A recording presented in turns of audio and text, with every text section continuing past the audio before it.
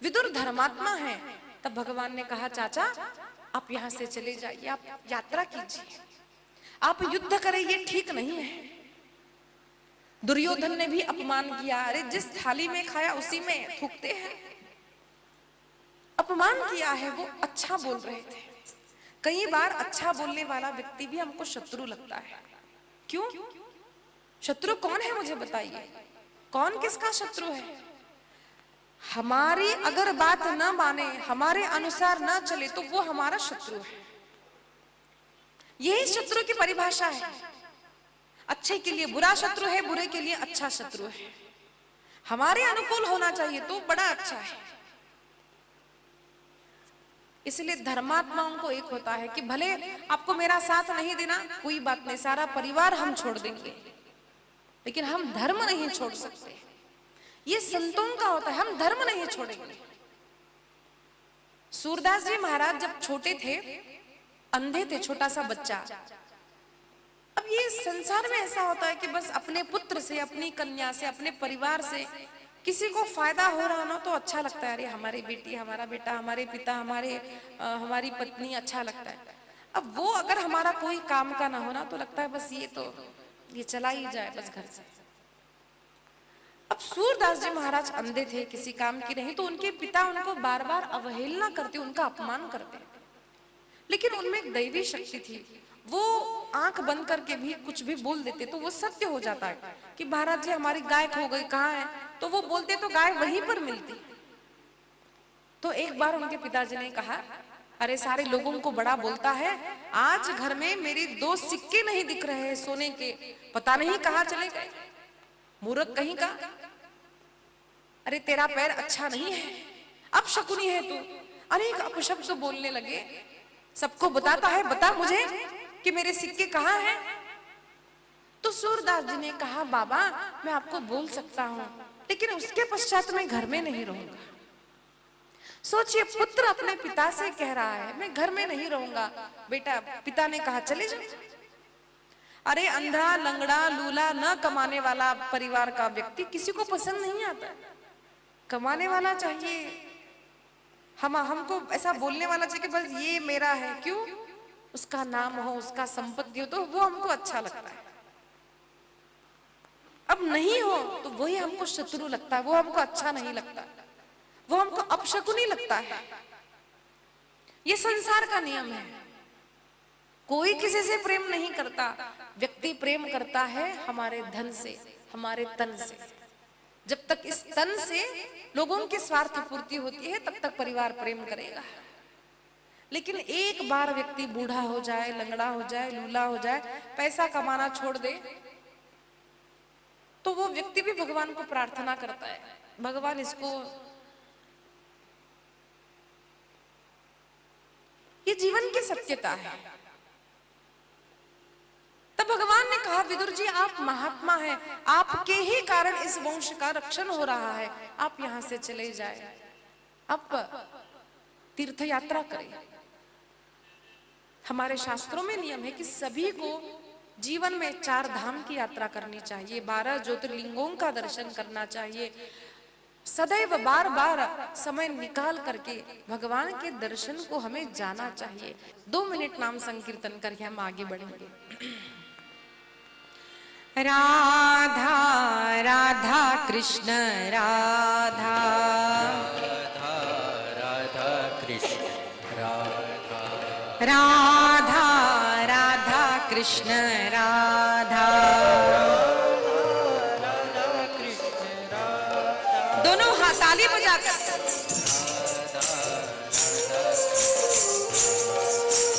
राधा राधा कृष्ण राधा,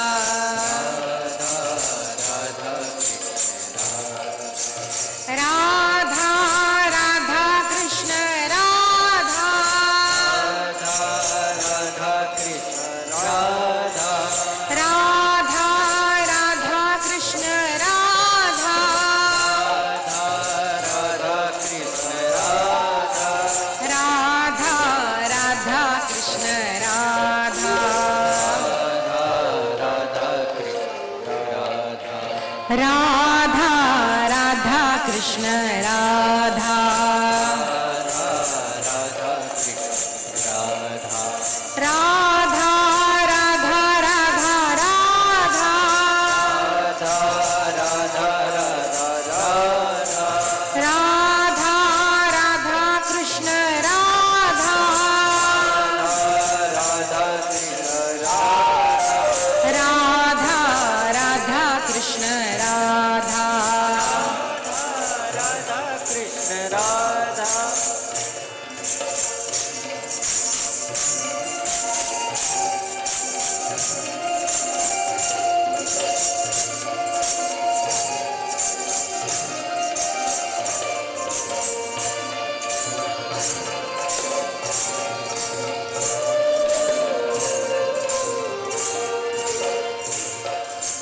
राधा राधा राधा राधा राधा राधा राधा राधा कृष्ण राधा राधा कृष्ण राधा राधा राधा कृष्ण राधा राधा कृष्ण राधा राधा राधा कृष्ण राधा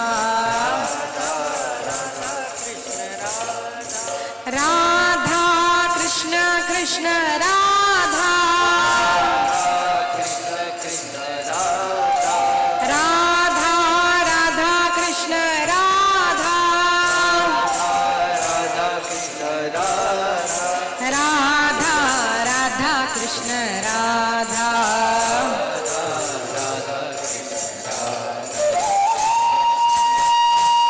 श्री राधे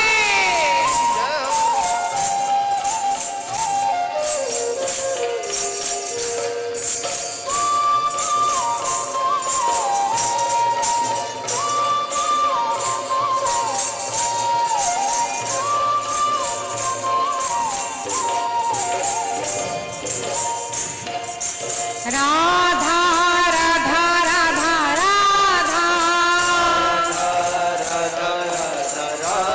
राधा राधा राधा राधा राधा राधा राधा राधा राधा कृष्ण राधा राधा राधा कृष्ण राधा राधा कृष्ण कृष्ण राधा राधा राधा राधा राधा राधा राधा कृष्ण राधा राधा राधा कृष्ण राधा राधा राधा कृष्ण राधा राधा राधा राधा राधा राधा राधा राधा राधा राधा राधा राधा कृष्ण राधा राधा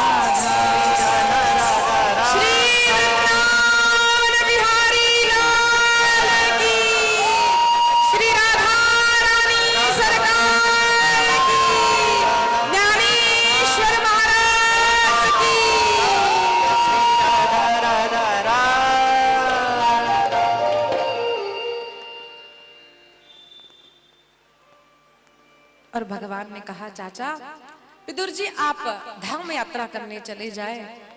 तब विदुर जी महाराज जब यात्रा के लिए निकले, उन्हें मैत्रेय महर्षि के दर्शन हुए और उन मैत्रेय महर्षि से विदुर जी ने अनेक प्रश्न किए हैं। तृतीय स्कंद का आरंभ होता है।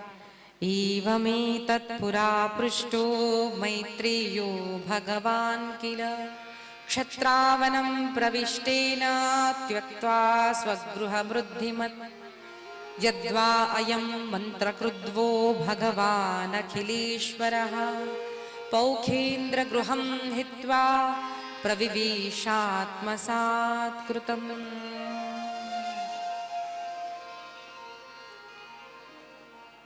शुकाचार्य जी वर्णन करते हैं परीक्षित से, परीक्षित विदुर जी महाराज गए, उन्होंने अनेक प्रश्न किए हैं। विदुर जी ने प्रश्न पूछा, महाराज सुखाय कर्माणि करोतु लोको नतै सुखम वान्य दुपारमं वा विन्देत भूयस्तत एव दुःखम यदत्र युक्तम भगवान वदेन्नः। उन्होंने पूछा, सुखाय कर्माणि करोतु लोको, संपूर्ण सारे जगत में लोग सुख के लिए ही कर्म करते हैं, सत्य है ना। हम जो भी करते हैं, घर बार है, संसार है, काम धंधा है, पूजा, जो भी हम करते हैं वो सुख के लिए ही सारे लोक में लोग कर्म करते हैं। लेकिन नतै सुखम वान्य दुपारमं वा, अरे सुख तो मिलता है लेकिन उन्हें दुख भी मिलता है। इसका कारण क्या है? ये संसार की रीत है, दुख किसी को चाहिए नहीं, लेकिन दुख सभी को मिलता है। संसार में सुख तो मिलेगा लेकिन दुख भी मिलेगा। जब विदुर जी ने प्रश्न किया तो उन्होंने मांडव्य महर्षि के श्राप के कारण, महाराज आप यमराज है जो विदुर के रूप में एक दासी के पुत्र में रूप में आप प्रकट हुए हैं। मांडव्य ऋषि परम महात्मा थे, लेकिन एक बार एक राजा ने उन्हें सूली पर चढ़ा दिया, लेकिन उनके प्राण निकलते नहीं है। सूली के अग्रभाग पर बैठे रहे, तब राजा को ध्यान आया ये साधारण ऋषि नहीं है, हमसे भूल हो गई, तब क्षमा मांगी। तब मांडव्य महर्षि ने कहा, हमारी भूल नहीं थी, फिर भी आपने हमें दंडित किया है, इस कारण राजन यम तुम दासी पुत्र बनकर इस पृथ्वी पर जाओगे। ये ब्राह्मण का बल है, ये एक ऋषि का बल है, ध्यान रखिए। और हमारे संसार की रीत है, आप बड़े हो छोटे हो, किसी भी कुल में जन्मे हो, विद्वान हो अविद्वान हो, मूर्ख हो, कुछ भी हो जाए, लेकिन आपने पुण्य किया है, पुण्य का फल आपको सुख ही मिलेगा। और पाप किया है तो आप कहीं पर भी जाकर छिप नहीं सकते, पाप हमको भोगना ही पड़ेगा। अब देखिए मांडव्य ऋषि, अपना जीवन हमको पता होता है, हमने अगर जीवन में अच्छा ही किया है तो भय नहीं होता। इसीलिए कहते हैं कि भक्त को भय नहीं होता, चाहे कोई भी स्थिति आए भय नहीं होता। क्यों? हमको अंतरंग से पता है, हमने जीवन में कभी काया वाचा मनसा अधर्म किया ही नहीं, ईर्ष्या द्वेष पाप कुछ किया ही नहीं, तो कोई बात नहीं, हमको पक्का पता है कृष्ण हमारा उद्धार ही करेंगे। इसलिए मृत्यु का समय था, लेकिन तुकाराम महाराज जी ने क्या कहा, आमी जातो अमचा गावा। लोग रोते हैं मरते समय, वे रोए नहीं, उन्होंने कहा हम अपने गांव जा रहे हैं, हम वैकुंठ जा रहे हैं। क्या आपकी हमारी मृत्यु आने पर हमें ध्यान देना चाहिए कि आपके हमारे मृत्यु आने पर क्या हमको वो धैर्य रहेगा? गोपाल कृष्ण भगवान की जय। क्या हमको ध्यान रहेगा, वो उत्साह रहेगा, धैर्य रहेगा कि अरे हम तो वैकुंठ जा रहे हैं? या फिर मरण म्हणलं की घाबरून जातो, घाबरलात की लक्षात घ्या काहीतरी पाप केलंय। किसी को 10,000 रुपए दिए, उनके मालिक ने 10,000 रुपए दिए, कहा या फिर माँ ने दिए, कहा कि ये 10,000 रुपए ऐसे ऐसे खर्च करना। अब उस व्यक्ति ने अगर कुछ गफलत की हो ना, तो उसको पूछा जाए कि भाई बोलो 10,000 कहाँ खर्च किया, तो वो डर जाता है, मेरी चोरी पकड़ी जाएगी तो, मेरी चोरी पकड़ी गई तो। यही संसार है। हमें ये शरीर दिया है, हमें हाथ पैर कान, बोलने के लिए मुख दिया है, जिह्वा दी है, सुनने के लिए कान दिए हैं, बोलने के लिए मुख दिया, देखने के लिए नेत्र दिए, और फिर हमको कहा जाता है बस अब जो 10,000 दिए ना, जो शरीर दिया, बस अब वो रिटर्न करना है। अब तुमको बोलना है कि ये शरीर का उपयोग तुमने कैसे किया है। मृत्यु यानी क्या है? हमने जीवन में क्या किया उसका हिसाब किताब भगवान को देने का दिन यानी मृत्यु है। मरने के पश्चात भगवान के सामने खड़ा किया जाता है और पूछा जाता है, बताओ इस आंख से क्या किया, पाप किया कि पुण्य किया, संतों का दर्शन किया, भगवान का दर्शन किया कि फिर बुरा देखा। इस जिह्वा से राधा राधा कृष्ण कहा कथा में, या फिर किसी की निंदा की, चुगली की, बुरा कहा, गालियां दी। अरे ये कान दिए तुमको, इसका उपयोग तूने क्या किया? अब आप सोचेंगे कि भाई मैं वहां पर जाकर बोलूंगा no I am a gentleman, मैंने कुछ नहीं किया, मैं तो भगवान बोले हुए हमको सब पता है तुमने क्या किया। अब सीसीटीवी कैमरा होता है भगवान का, नित्य निरंतर हमको भगवान देखते हैं। हमने कल देखा ना, विराट रूप यानी क्या है? नाड़ी वही है, सारी पृथ्वी वही है, भूलोक वही है, हवा वही है, आकाश वही है। अब बताओ हमने पाप पुण्य जो भी किया यहीं पर तो किया ना। अब इस प्रकृति से कुछ छिपा नहीं है, वो सब जानता है। अब वो बोलेगा तुमने झूठ बोला था, आपको पता है, देखो तुम्हारा कैमरा चलाओ, अब हो जाएगा। अब कुछ पाप नहीं किया, भक्त तुकाराम चले गए, कोई बात नहीं, भगवान जो करना है करो, हमने कुछ किया ही नहीं तो क्या है? किया है तो डर लगता है। तो ये संसार है, संसार में सुख मिलता है, दुख भी मिलता है। दुख के लिए कोई काम नहीं करता, कोई प्रयत्न नहीं करता, लेकिन दुख मिलता है। क्यों? पाप किया है। लेकिन उन दुखों की प्राप्ति होने के बाद भी, लोगों ने निंदा की बाद भी, लोगों ने हमें अवहेलना की, कुछ बुरी परिस्थिति भी आ गई, आज काम नहीं है, नौकरी नहीं है, धंधा नहीं है, धन नहीं है, तो ये परीक्षा का समय है। क्या इस समय पर तुम गलत काम करके धन कमाओगे या फिर धर्म के अनुसार रहोगे? सुंदर स्त्री को देखा, क्या फिर तुम्हारे मन में काम आएगा या फिर तुम अपने मन को कंट्रोल में रखोगे? अरे लोग बोलते भाई ये मन में काम आना तो सहज है ना। अच्छा, तो ये उत्तर मिलता है, तो मुझे बताइए, सुनामी आ गई और एकदम जल अंदर आ गया, तो हम क्या खड़े रहते हैं? हाँ आओ हमको खा लो। हम बोलते हैं अरे पानी आ रहा है, चलो भागो भागो, बोलते हैं ना। तो ये हमारे मन को हम क्यों नहीं बोल सकते? अरे मन में काम आ रहा है, सावधान, इसके अधीन नहीं होना है। यही बुद्धि हमें दी है ना, ये बुद्धि मनुष्य को दी है, पशु को नहीं दी है।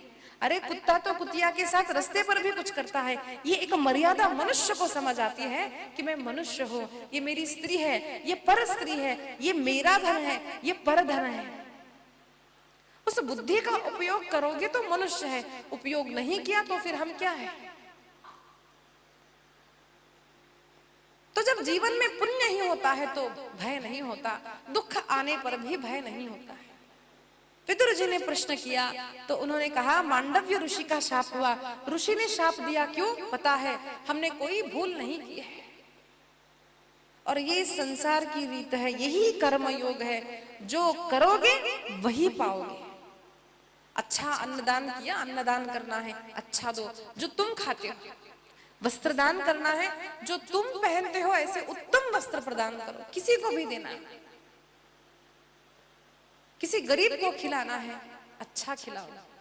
कई माताओं को एक आदत होती है कि भाई घर में कुछ अच्छा खाना बना तो वो खराब हो जाता है, फ्रिज में रख रहा, वो खराब होने के बाद फिर काम वाली को बोलती अरे भाई वो लेके जाओ। अब वो भी तो मनुष्य है ना। हमने देखा है, कई बार बोलती दीदी क्या हम मनुष्य नहीं है, हमको देखो ऐसा दे दिया। तो तुम वो खाओगे ना, वो दोगे, तुमको वही मिलेगा। फिर हम बोलते हैं कि अरे हम तो गरीब हैं, हमको ऐसा हो गया वैसा हो गया। अरे तूने पिछले जन्म में यही तो किया था, इसलिए तो यही पाया तूने। यही कर्मयोग है, what you do you get that, वही आपको मिलेगा। हम बोलते भगवान ने कैसा किया, भगवान कुछ नहीं करता, हम आपको बोलते भगवान कुछ भी नहीं करते। भगवान तो निर्गुण स्वरूप है, भगवान ज्योति रूप है। चोर कहता है भाई भगवान की इच्छा से अगर पत्ता भी नहीं हिलता तो हमारी क्या भूल है, हमारे हाथ तो अपने आप उस व्यक्ति की जेब तक चले गए और अपने आप हमारे हाथ में वो पैसे आ गए और अपने आप हमने अपने जेब में रख लिए। ये होता है क्या? भगवान निर्गुण रूप है, भगवान सगुण कब बनते हैं? भगवान आकर द्रौपदी का जैसे वस्त्र हरण रोका, रक्षण किया, कब करते हैं? जब हम उसको उस रूप में बुलाते हैं, हे कृष्ण, हे माँ देवी, हे जगदम्बा, आओ हमारा रक्षण करो, तो रूप धारण करके वो निर्गुण रूप आता है। जब तक तुमने नहीं बुलाया वो नहीं आता, वो केवल निर्गुण रूप से हम सबको देखता है, सदैव देखता है। तो अच्छा या बुरा हुआ वो हमारे कर्म के कारण ही होता है। हमारे कर्म इसके कारण है जो हमें सुख मिलता है, दुख मिलता है। इसलिए मांडव्य ऋषि ने जब शाप दिया, यमराज, यमराज यानी कौन है? सभी के जो फाइल्स बनाता है, किसको क्या दंड देना है, किसको किस नरक में भेजना है, उसका जो राजा है, उस यम को दासी पुत्र बनने का शाप एक ब्राह्मण देता है। क्यों? जीवन में केवल पुण्य किया है, ये पुण्य करने का फल है, वाचा सिद्धि होती है उससे। कोई भी शाप देता है ना, उसका शाप फलीभूत नहीं होता। लोग बोलते हैं हमको शाप दे दिया, फिर कुछ लोग बोलते मेरा शाप है, मेरा शाप है, तुम्हारा ऐसा हो जाएगा। तो गुरुदेव बोलते हैं कौवे का शाप नहीं लगता। अरे जीवन में कुछ अच्छा काम किया हो, कुछ सत्कर्म किया हो ना, तब वाचा सिद्धि होती है। इसीलिए बोलते हैं किसी का भी अपमान मत करो, किसी का भी शाप मत लो, और ऐसा कोई बोलता हो ना तो उससे डरो मत। हमारे कर्म अच्छे हैं ना तो हमारा अच्छा ही होगा। अच्छा, अच्छा यानी क्या है? अच्छा हम जो समझते हैं वो अच्छा ऐसा नहीं है। एक राजा का एक बार उंगली कट गई, वो तलवारबाजी कर रहे थे, उंगली कट गई। तो मंत्री ने कहा जो होता है अच्छे के लिए होता है। राजा को बड़ा क्रोध आया, उसने सिपाहियों को बुलाकर कहा इस मंत्री को जेल में डाल दो। अरे मेरी उंगली कट गई और ये कहता है जो होता है अच्छा होता है। अब मंत्री को जेल जाना पड़ा। कुछ दिनों के पश्चात जब वो राजा आखेट के लिए गया तो वहां पर कुछ भीलों ने उस राजा को पकड़ लिया। अब कुछ लोगों का ये होता है, अंधविश्वास है, परंपरा कहते हैं कुछ कि मनुष्य की बलि देनी है। भगवान कभी भी नहीं मांगता। ये तामसी लोगों का एक गुण होता है, मनुष्य की बलि, प्राणियों की बलि, ये तामसी विद्याएं है। लोग कहते हैं देवी बलि मांगती है, देवी बलि नहीं मांगती। आदि शंकराचार्य जी के जीवन के चरित्र में ये है। लोग तब बलि देते थे, तब शंकराचार्य जी को माँ जगदम्बा भवानी ने कहा अरे शंकर ये बलि तुम रुकवा दो। श्रीशैलम में भी जहां पर माता भ्रमराम्बिका है वहां पर बलि दी जाती थी, सारा मंदिर खून से लथपथ होता था। और आदि शंकराचार्य जी संतों की ये कृपा, उनके कारण ये बलि प्रथा रोक दी गई। ये शास्त्रों में ऐसा नहीं कहा है, कहीं कहीं नहीं दिया है कि माँ बलि मांगती है। अरे वो माँ कैसी जो अपने संतान की बलि चाहती हो, जो रक्त देखना चाहती है। लोगों को खाना होता है तो वो बस वो बना लेते हैं कि बस हमारी माँ बलि मांगती। कौन सी माँ बलि मांगती है? कोई माँ अपने पुत्र की बलि देकर प्रसन्न नहीं होती। तो लोग बोलते हैं काली ने रक्त पिया। हम आपको देवी भागवत की कथा सुनाते हैं, काली माता कैसे प्रगटी। रक्तबीज नामक एक राजा था, असुर था, उसको ये वरदान मिला था कि उसके जितने टुकड़े होंगे, जितना खून उसका नीचे गिरेगा, एक बूंद गिरा एक रक्तबीज, एक खून गिरा एक रक्तबीज प्रकट होगा। अब उस रक्तबीज को मारे कैसे? बड़ा बलवान असुर है, अब तपश्चर्या कर ली, उसको मिल गया। तो माँ जगदम्बा ने ही अपना एक ऐसा रूप प्रकट किया। देखिए जगदम्बा ने स्वयं नहीं रक्त पिया है। जो भी सृष्टि में आता है रज तम और सत्व गुण से प्रकट होता है। माता ने भी त्रिगुणों को स्वीकार करके जब माँ प्रकटी है अपने तामसी रूप को बाहर निकाला, इसलिए काली बनी है। काला रूप जो है तामसी बोलते, वो बाहर आई और उसने जैसे ही उस रक्त बीज को मारा, उसके मुंड को लेकर के रक्तपान किया है, ताकि रक्त नीचे गिरेगा, रक्त बीज प्रकट होंगे, मेरी प्रजा को वो त्रास देगा। इसलिए माँ ने रक्त हमारे लिए पिया है। माँ जीवों का रक्त नहीं मांगती। शास्त्रों को समझो, ये प्रथाएं बदलो, बदल के देखिए कि कुछ नहीं होता। माँ को किसकी बलि चाहिए? माँ को हमारे काम की, क्रोध की, जो दुष्ट हमारे गुण है ना, दुष्टता, उसकी बलि चढ़ा दो। माँ अब हमने ये छोड़ दिया, माँ हमने ये छोड़ दिया, आप देखिए माँ प्रसन्न होगी। ये माता की पूजा है, ये भगवान की पूजा है।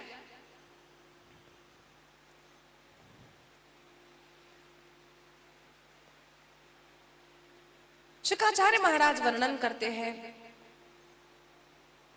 कि जब विदुर ने अनेक प्रश्न किए हैं, मांडव्य ऋषि जानकर उन्हें प्रणाम करके मैत्रेय ऋषि ने कहा, विदुर जी आप तो पूर्व जन के यमराज है, आप फिर भी धर्मात्मा है, आप धर्म स्वरूप है, आपने बड़ा सुंदर प्रश्न किया है। और उन्होंने कहा, ब्रह्मा जी की उत्पत्ति कैसे हुई? भगवान विष्णु की नाभि में से कमल प्रकटा, कमल में ब्रह्मा जी प्रकटे। ब्रह्मा जी को शब्द सुनाई दिया, तप तप तप तप तप सुनाई दिया। तब उन्होंने तपश्चर्या की है, मंत्र दिया है, भगवान का स्मरण किया। ब्रह्मा जी ने अपने आयुष्य के अनुसार, ब्रह्मा जी की आयु कैसी हम आपको आगे बोलेंगे, उनके 100 वर्ष उन्होंने जब तपश्चर्या की है, तब उनको ये फॉर्मूला मिला है, पता चला है कि सृष्टि की उत्पत्ति कैसे करनी है। तब उन्होंने सृष्टि की उत्पत्ति की। ब्रह्मा जी ने सृष्टि की उत्पत्ति कैसे की, इसका वर्णन किया है। अनेक प्रकार के प्राणी, पक्षी, जलचर, नभचर आदि प्रकार के पक्षी प्राणी उन्होंने उत्पन्न किए, वनस्पति, औषधियां, अनेक प्रकार के वृक्ष प्राणी। फिर उन्होंने अपने भ्रुकुटी में से 10 ऋषियों को प्रकट किया है और उनसे कहा, अब तुम जाओ सृष्टि को आगे बढ़ाओ। ऋषियों ने कहा, हम सृष्टि आगे नहीं बढ़ाना चाहते, हम तब करना चाहते हैं। तब ब्रह्मा जी को क्रोध आया और उस क्रोध के कारण उसकी भ्रुकुटी में से रुद्र प्रकटा है। रुद्र तामसी सृष्टि प्रकट करने लगा। तो भगवान ने कहा, अरे ब्रह्मा इसको रोक दो। तो ब्रह्मा जी ने रोक दिया है।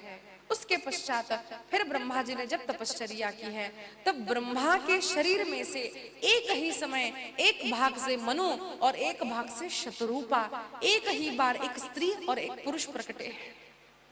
यही कथा देवी भागवत में और यही कथा शिव पुराण में भी आई है, थोड़ी अलग है, लेकिन एक ही बार स्त्री और पुरुष भगवान से प्रकटे, ऐसा वर्णन आया है। इसका अर्थ क्या है?